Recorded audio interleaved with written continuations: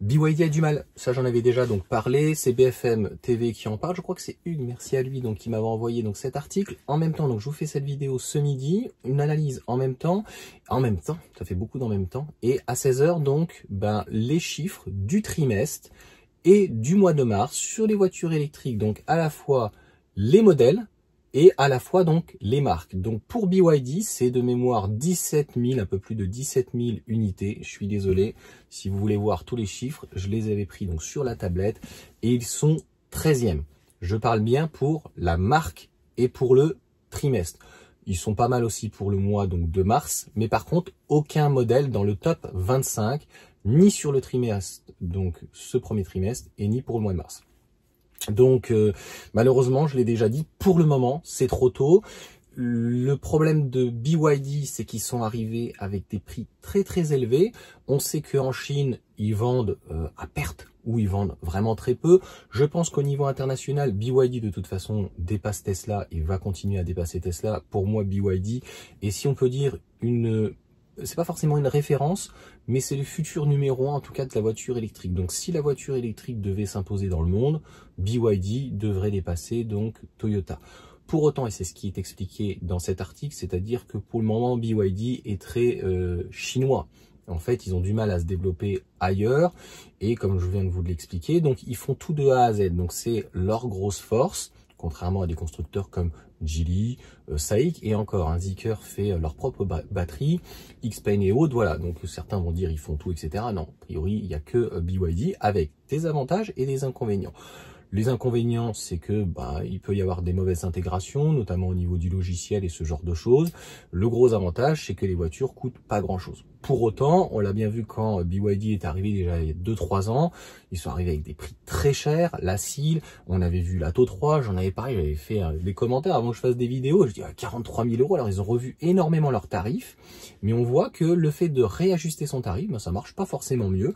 On le voit avec le constructeur SAIC, donc MG, qui finalement ses ventes s'est dégringolé, c'est-à-dire que il y a un peu plus maintenant d'un an et demi, donc en 2023, quand le bonus s'est arrêté de 6 et 7 000 €, donc pour les véhicules, on va dire extra-européens, donc États-Unis, mais surtout donc chinois, et tous les modèles chinois, Spring, bien sûr, Mini, etc., etc. Donc là concrètement, j'allais dire iX3, mais normalement il rentrait pas dans le bonus. Après les autres sont faits en Allemagne. Donc concrètement, il n'y a pas eu ce rebond. Donc on pourra l'expliquer de différentes raisons, que comme ils n'avaient pas de prime à la conversion, mais là il n'y a plus la prime à la conversion et MG a du mal à pénétrer le marché. D'autant plus que, on va dire que concrètement, contrairement à XPeng qui arrive avec 2 modèles, peut-être 3-4 par la suite, MG et donc surtout BYD, c'est la question, mais ils ont le même combat, et bien avec des leasings très intéressants, etc. et beaucoup de modèles, ça a du mal. Donc MG, on le voit bien, maintenant on propose une MG3, ils vont proposer une MG2, il y aura peut-être un renouvellement de la MG4, il y aura la MG5 qui va machin. Le Marvel n'a jamais fonctionné, c'est pareil en fait pour BYD, pratiquement même combat. Des leasings très intéressants, la Seal on en voit quand même assez peu par rapport à une Model 3, c'est une concurrente en Chine, mais en Europe elle est inexistante.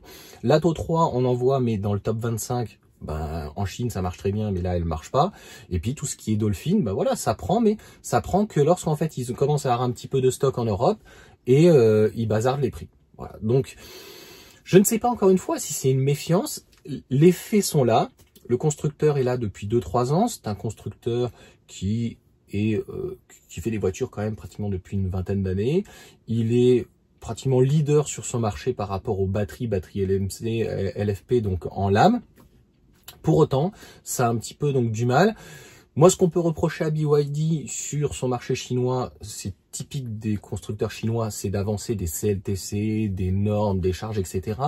Et ils ont tout misé, non pas sur l'efficience, mais sur, pour l'essentiel, la copie. Et là, la seule chose où ils sont forts, on va dire, c'est la fabrication et les batteries qu'ils maîtrisent. Par contre, on a bien vu donc avec Tesla et le modèle Y, donc quand ils utilisaient les batteries BYD, et encore là sur les anciennes générations qui sont disponibles, il y a un problème de gestion. Ils savent pas gérer leur BMS, ils savent pas gérer la charge, ils savent pas gérer en fait la chaleur. C'est de toute façon pas normal qu'elle soit qu'elle oscille en fait la charge. Donc ça veut dire qu'en fait la batterie chauffe. Après il faut redescendre donc la puissance pour qu'en fait elle puisse se refroidir. Elle chauffe. Donc des technologies qui sont avec beaucoup de séries, tu vois, beaucoup d'options de séries, le V2L, des véhicules franchement qui ont vraiment beaucoup encore de choses. Donc vraiment, c'est bluffant, mais t'as l'impression qu'il y a un petit manque, que c'est pas toujours fini. Alors la Seal, un peu moins. Quand on voit après tout ce qui est Dolphin, on verra Sealghoul, les autres, ce qu'ils vont proposer. Moi, je les ai vus, c'est très la plastique. L'Atto 3 à l'extérieur est plutôt assez sympa par rapport à la Dolphin. À l'intérieur, je trouve qu'ils sont lâchés. Vous me direz ce que vous en pensez. Il y en a qui aiment bien, mais bon, les petites cordelettes et tout. Je pense qu'on demande en fait à un véhicule qui soit pas forcément original, mais qui soit simple et efficace. Donc, l'Atto 3 qui est plutôt assez sympa, qui est une concurrente pratiquement directe en termes de caractéristiques avec un Scénic. Bon, bah, en France, en Europe, ça...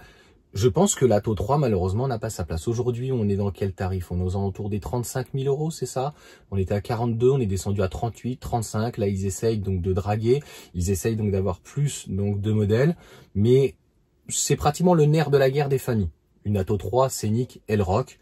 On va voir que le Elroq va beaucoup plus se vendre pour le moment qu'un Enyaq. Il vient juste d'arriver. Déjà, le Elroq éclate tous les prix. Et en plus, en France, avec un bonus, même pour le Scénic, pour moins cher, t'as un Elroq, et pour un petit peu plus cher, t'as un Scénic. Je pense que au final, soit l'Atto 3 est trop cher, soit il faut, donc ces cas-là, que BYD revoie entièrement sa gamme. Donc c'est ce qu'ils ont déjà commencé à faire, c'est ce que BFM parle, donc de faire des hybrides rechargeables, etc.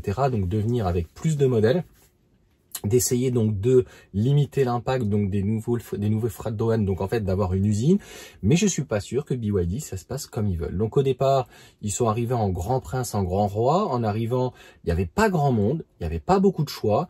Ils commencent eux à avoir énormément de modèles, et au final, si on enlève tous les modèles, bah quel est finalement le modèle qui a un essor? Par exemple, chez MG, c'était la MG4, c'était leur porte-étendard. C'est monté d'un coup. Et c'est pas méchant, mais c'est Volkswagen qui a mis le coup près.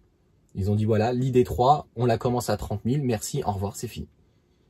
Et quand Volkswagen va arriver avec des batteries LFP, que tous les constructeurs comme Renault, Stellantis vont arriver avec des LFP, avec donc l'usine notamment avec Stellantis qui est en Espagne, et donc finalement les technologies donc des batteries des constructeurs chinois, notamment de Seattle, mais il y en aura plein d'autres. Je pense que là, pour les constructeurs chinois, bah, quel sera le dernier argument qui reste, mis à part être un petit peu mieux optionné et parfois un petit peu moins cher. Donc, faut pas croire que Volkswagen, c'est un tout petit constructeur qui n'y connaît rien par rapport à BYD, MG ou Xpeng. Ils ont de la bouteille. C'est un constructeur qui vend 9 millions d'exemplaires quand même d'unités. Pareil pour Toyota. Voilà. Je dirais que Stellantis est pas largué, mais ils sont à 6 millions, tu vois. Donc, en Europe, d'ailleurs Stellantis fait très peu sur les voitures électriques, Tesla est très bien pris, bien imprégné, et derrière nous avons donc Volkswagen, Renault et BMW. Donc au début, c'est vrai que Tesla a fait très mal par rapport à BMW et son modèle Y, donc il y a beaucoup de personnes, voilà, iX1, iX3, etc. De l'autre côté, on a les constructeurs chinois qui sont arrivés, mais Mercedes va revenir donc avec sa plateforme MMA, LFP, NMC, plateforme 800 volts avec donc du Unity, etc. Donc où ils sont partenaires dedans. Et de l'autre côté, il y a aussi donc la Neue Klasse BMW. Donc ça va être, je pense, de plus en plus compliqué. Et ils ont un business plan qui est très frileux. C'est-à-dire qu'aujourd'hui, en Europe, c'est une réalité. On est en 2025. Ils n'ont toujours pas d'usine. Donc, on ne sait pas comment ils vont pouvoir gérer donc les salariés et gérer réellement une usine en Europe. Gérer une usine en Europe, c'est pas comme on gère une usine en Chine. Malheureusement, c'est un fait. Nous ne sommes pas le parti communiste chinois. Ça reste l'Europe avec ses qualités et ses défauts, des fois un petit peu mafieuses.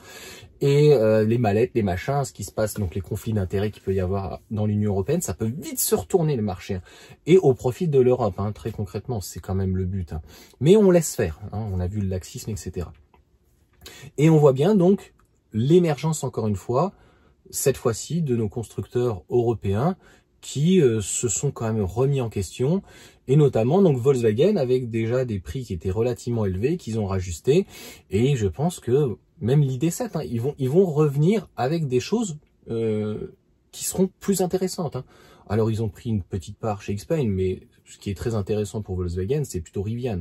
Et ce qui les intéressait, en fait, c'est tout ce qui est planification, parce que c'était pas tout à fait au point. Donc une fois que ça sera au point, une fois que la gestion thermique, une fois qu'en fait les efficiences, etc., ça sera plutôt au point, bah le véhicule, t'inquiète pas que si Ford s'est rapproché donc pour la plateforme de Volkswagen, c'est qu'a priori c'est l'une des meilleures. Voilà pour cette petite vidéo.